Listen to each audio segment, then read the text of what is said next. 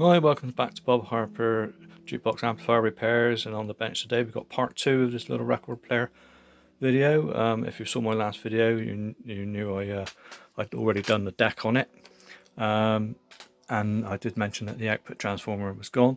So I've got a replacement output transformer here.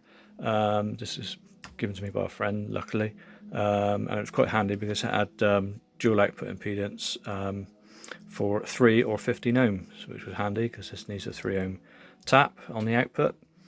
And it seems to be working fine with the output valve. This was for an EL84, which I said in the last video is pretty similar to this unusual output valve electrically, so should be no problems there.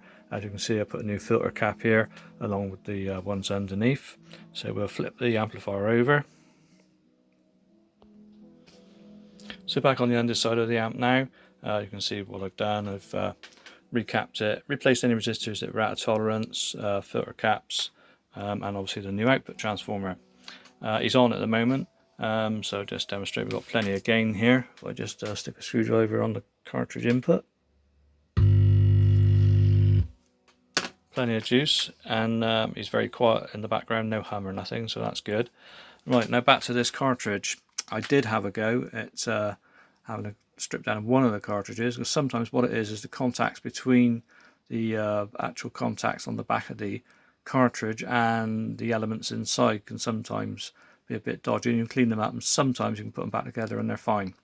Not the case in this one, unfortunately. I did take them apart, and he's corroded inside. The actual elements are corroded, so he's been stored somewhere damp or say at some point. But anyway, the actual elements are dead. So that was the end of that. So I put it back together, and then we're back to the same position we were before with this cartridge, and I don't know what to do. I mean, the record player now really is, apart from giving it a good clean, it's done. It's just a cartridge. So I'll just have to wait and see what the customer wants to do. He's either trying, like I said, get one of these, try and get a conversion head shell, which I think would be extremely difficult, or do something like Andy did and fit a new tone arm, retain this back bit and then put a new tone arm on with a modern cartridge on the end of it. It will destroy the originality of the record player, but on the other hand, a record player doesn't work, isn't a lot of use to anybody.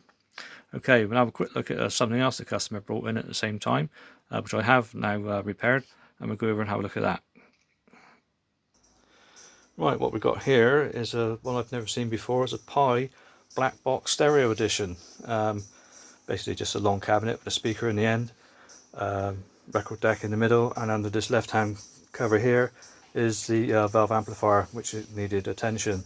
It was right down on one channel, which I've now repaired. It uses ECC83 input, half each for left and right channels.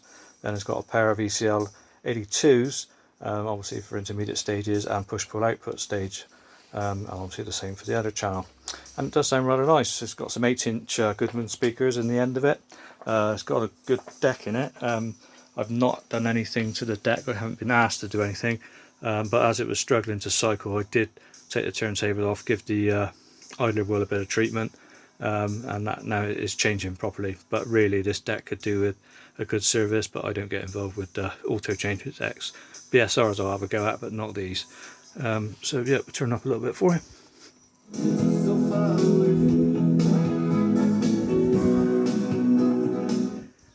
Little clip, otherwise I'll get a copyright strike. But yeah, we reject it, and it should cycle back now.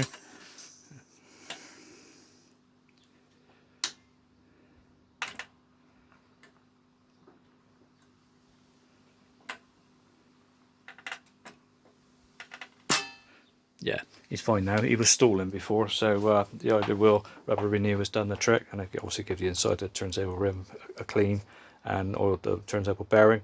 But apart from that, I've done nothing else to it. I don't intend to. Okay, thanks a lot for watching.